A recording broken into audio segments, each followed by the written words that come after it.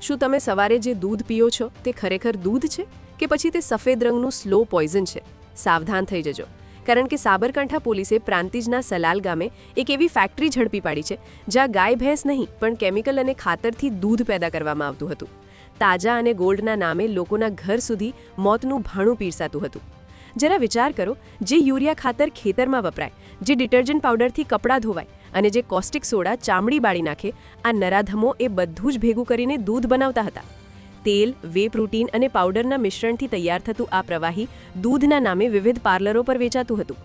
અઢળક કમાણીની લાઈમાં આ ભેજાબાજોએ લાખો લોકોના આરોગ્યને દાવ પર લગાવી દીધું છે.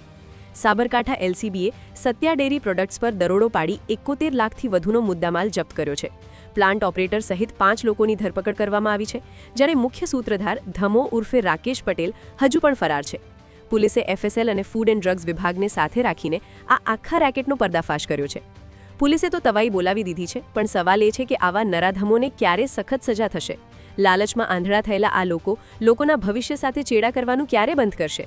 દૂધ ખરીદતા પહેલા 100 વાર વિચારજો. ક્યાંક તમારી એક ભૂલ આખા પરિવારને હોસ્પિટલના બિછાને ન ધકેલી દે.